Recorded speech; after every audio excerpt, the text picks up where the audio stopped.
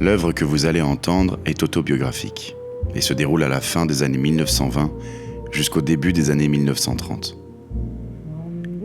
Elle a pour but de présenter les milieux précaires de ces époques-là dans 2 des plus grandes villes d'Europe. Aussi, vous entendrez certains passages où des personnages font preuve de racisme, d'antisémitisme et de sexisme qui peuvent choquer. Bonne écoute.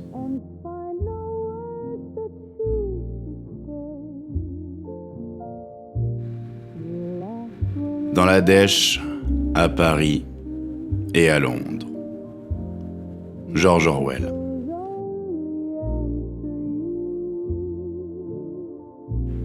Rue du Coq d'Or, Paris, 7h du matin. Une succession de cris furieux perçants en provenance de la rue. Madame Mons, qui tient le petit hôtel situé juste en face du mien, apostrophe une locataire du 3e. Elle est campée sur le trottoir, pieds nus dans ses sabots, mèche grise en bataille. Madame Mons. Salope! Salope! Combien de fois que je t'ai dit de pas écraser les punaises sur la tapisserie? Tu t'imagines peut-être que l'hôtel est à toi? Tu peux pas les flanquer par la fenêtre comme tout le monde? Putain, salope! La locataire du 3e. Vieille vache!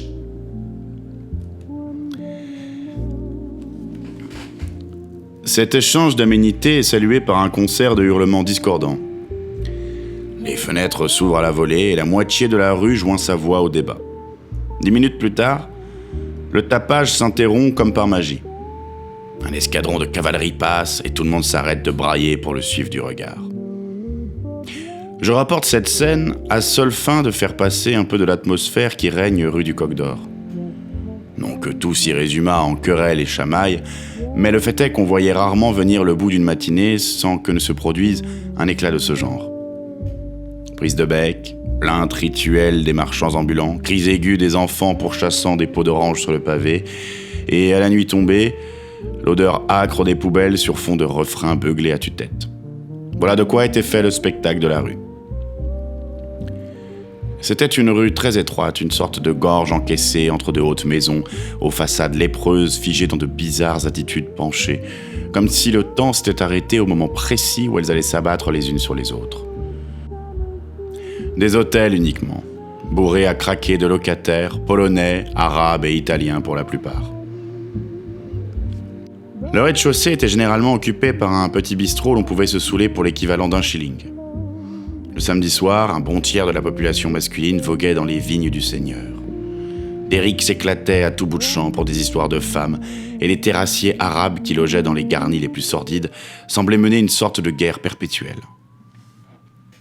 Ils réglaient leurs comptes à coups de chaises ou parfois même de revolvers.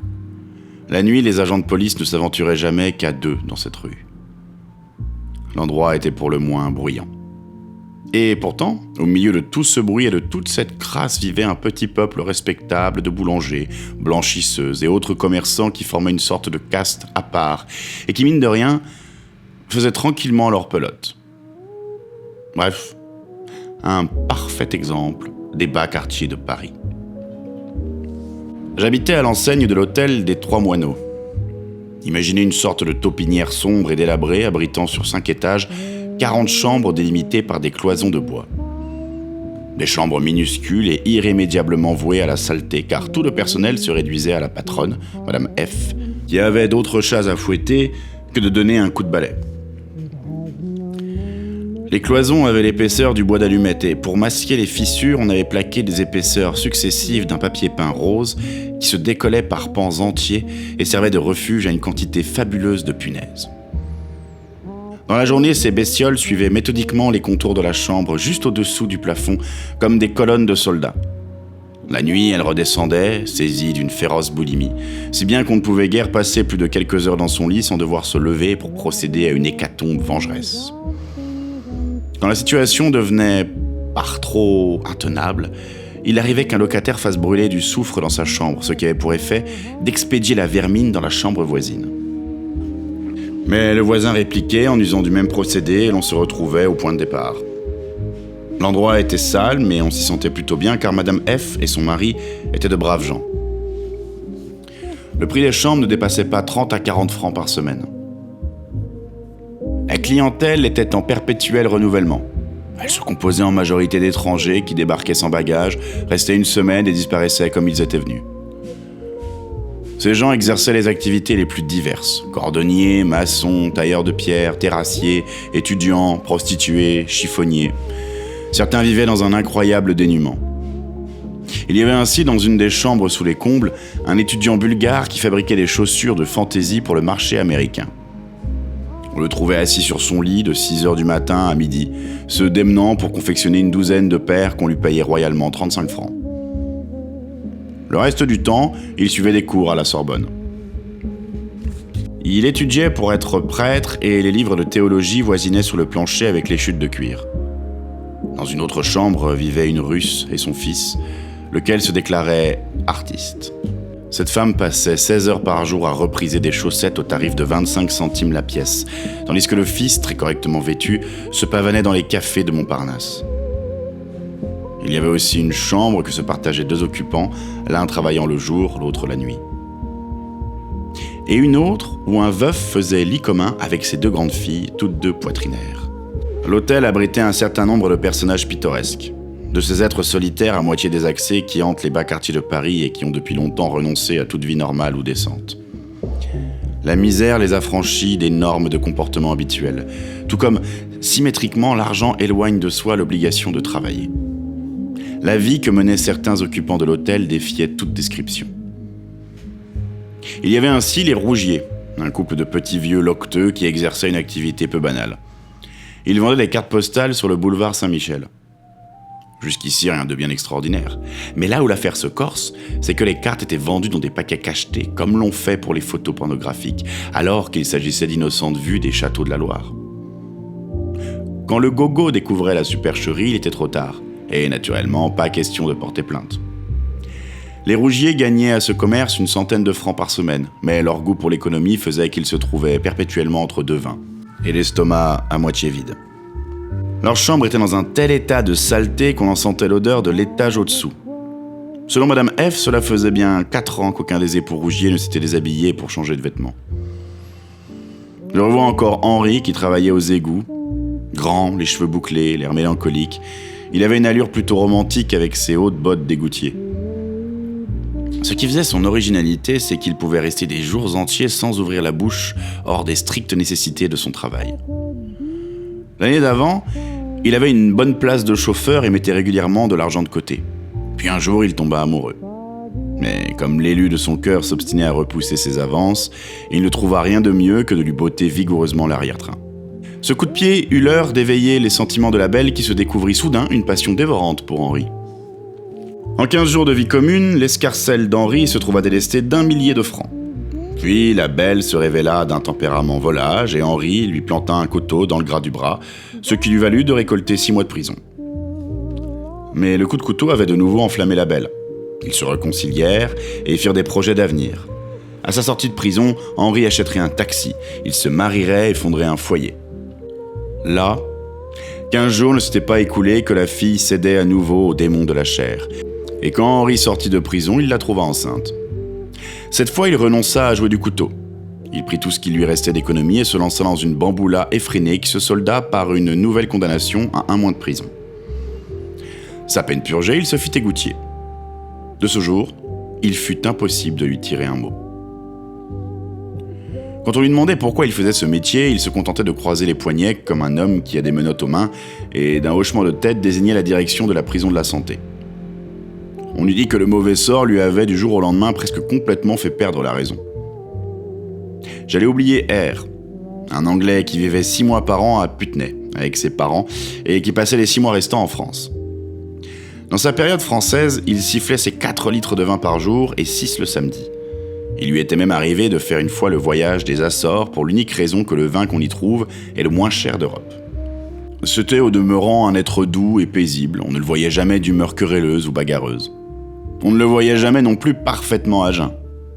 Il restait au lit jusqu'à midi, puis se levait et allait s'attabler dans un coin du bistrot, d'où il ne bougeait plus jusqu'à minuit, occupant son temps à s'imbiber méthodiquement d'alcool. Quand il éloignait son verre des lèvres, c'était pour disserter d'une voix précieuse, un peu efféminée, sur les meubles anciens. Il était, avec moi, le seul Anglais du quartier. On trouvait encore à l'hôtel une foule de personnages tout aussi insolites que ceux que je viens d'évoquer. Monsieur Jules, le Roumain qui avait un œil de verre mais refusait obstinément de l'avouer, Furex, le maçon limousin, Roucole, l'avare, mort toutefois à mon époque, le père Laurent, le chiffonnier illettré qui signait son nom en reproduisant un modèle qu'il gardait toujours en poche. Il serait sans doute amusant, pour qui en aurait le temps, d'évoquer dans le détail certaines de ses destinées. Quant à moi, si je décris rapidement la faune du quartier, ce n'est pas pour présenter des phénomènes de foire, mais parce que tous ces gens font partie de mon histoire. Le sujet de ce livre, c'est la misère. Et c'est dans ce quartier lépreux que j'en ai pour la première fois fait l'expérience. D'abord comme une leçon de choses dispensées par des individus menant des vies plus impossibles les unes que les autres, puis comme trame vécue de ma propre existence. C'est pour cela que je m'efforce de planter au mieux le décor.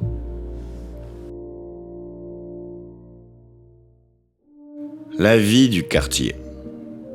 Notre bistrot pour commencer. Une petite salle carrelée au rez-de-chaussée de l'hôtel des Trois Moineaux. On descend 2 ou 3 marches pour y accéder et l'on découvre quelques tables maculées de taches de vin. Au mur, une photo représentant un enterrement avec la mention « Crédit est mort, les mauvais payeurs l'ont tué ».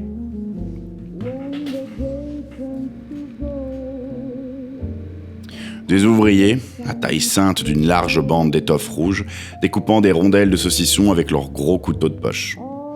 Madame F, la patronne, robuste, paysanne, auvergnate aux allures de génie s'entêté, vidant à longueur de journée des verres de Malaga, parce que c'est bon pour l'estomac. Les apéritifs qu'on jouait au dé, les chansons, les fraises et les framboises, et la Madelon, disant « Et pourquoi prendrais-je un seul homme quand j'aime tout un régiment ?»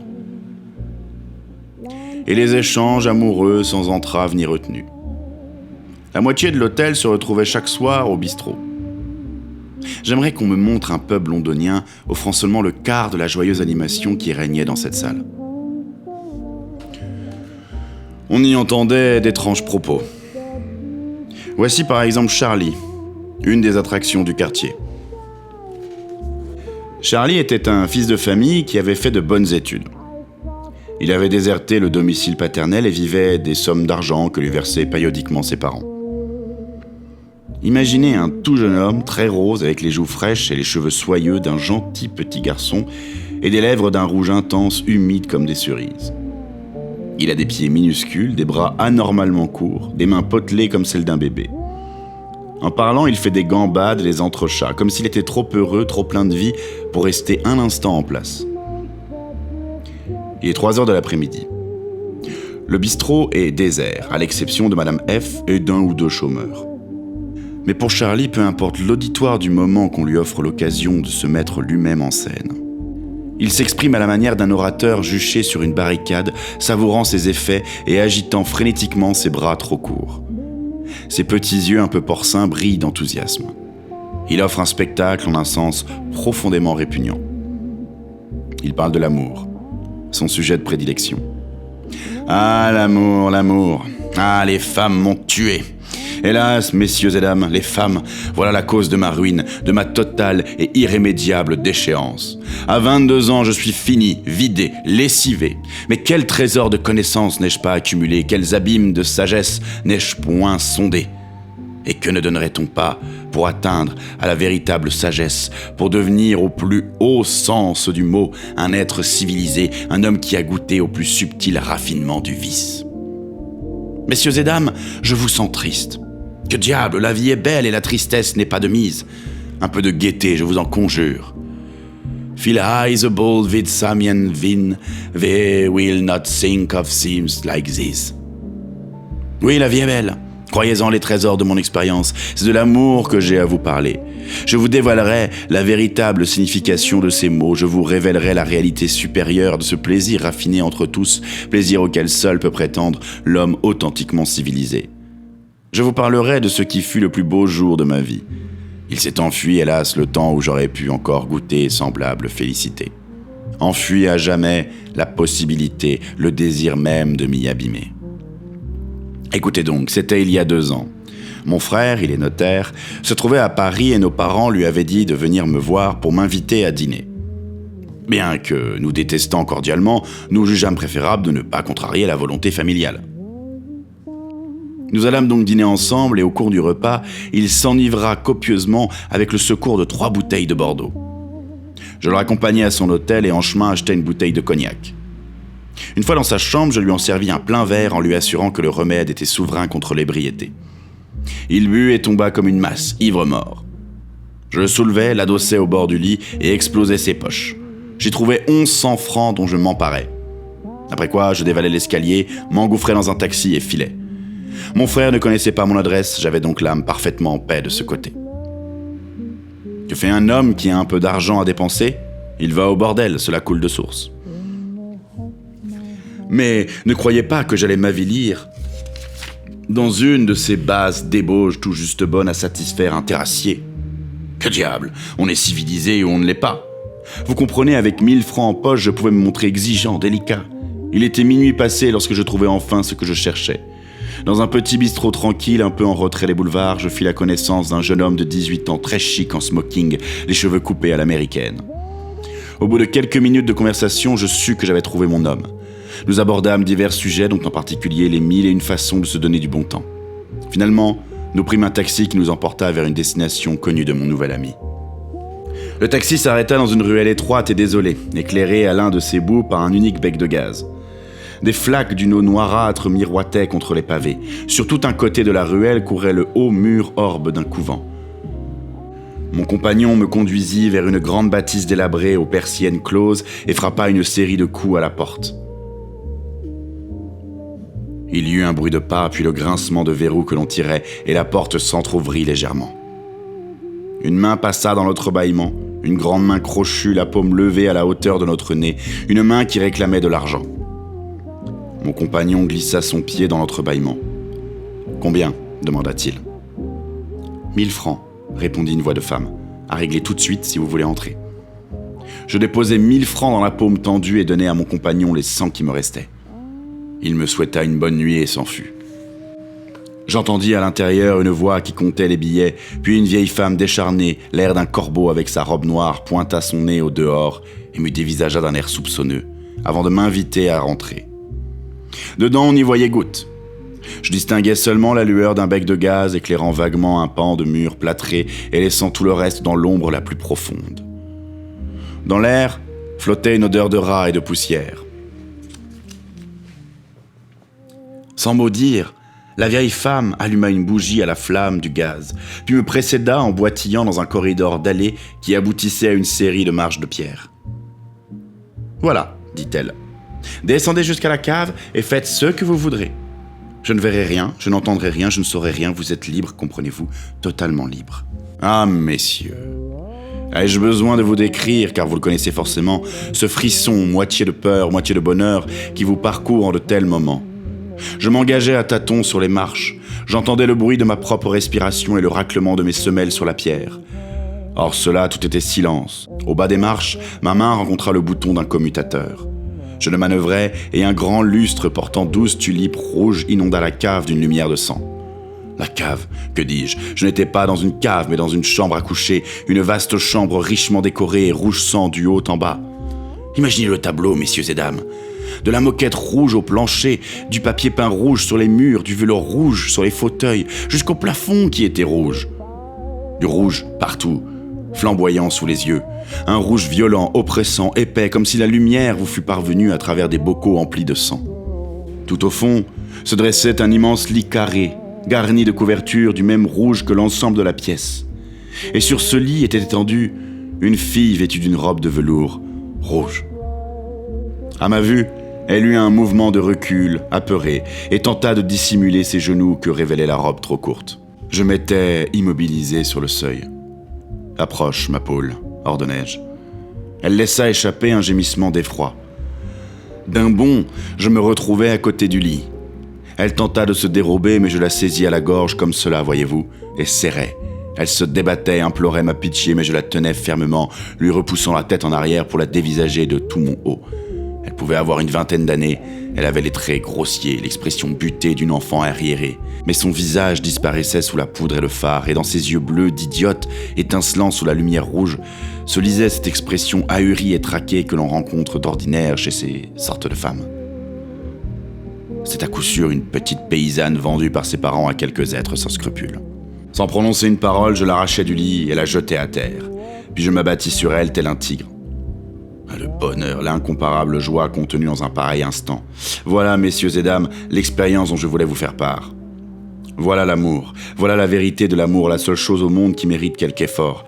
La chose à côté de laquelle tous vos arts et vos idéaux, toutes vos philosophies et vos croyances, toutes vos belles paroles et tous vos grands airs sont aussi gris et ternes que de la cendre. Quand on a connu l'amour, la vérité de l'amour, qu'y a-t-il sur terre qui ne fasse désormais figure de pâle fantôme du plaisir ? Je renouvelais mon assaut, encore et encore, avec une sauvagerie sans cesse redoublée.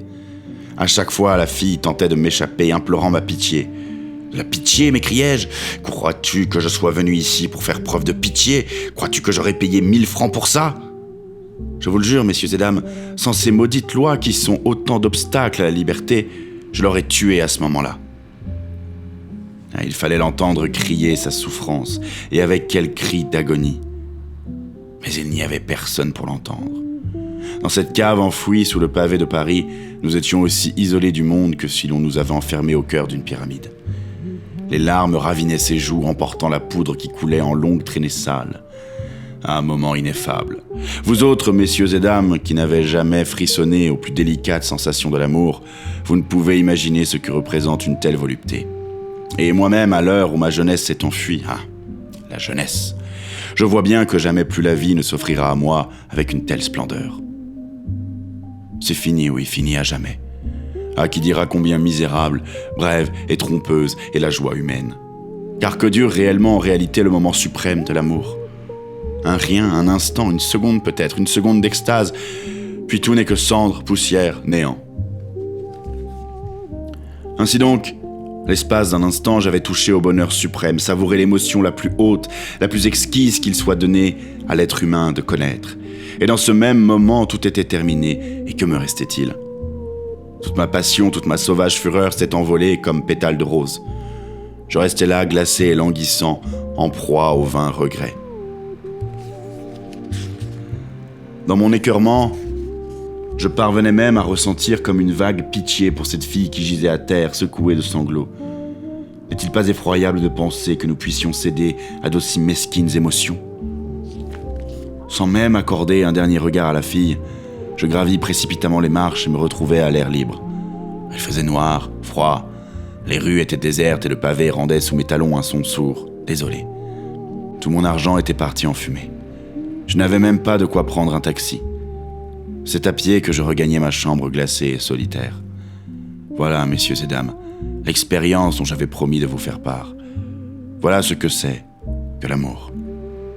Et voilà ce que fut le plus heureux jour de ma vie. Curieux personnage, décidément, que ce Charlie. Mais qui illustre bien la diversité de la faune du quartier.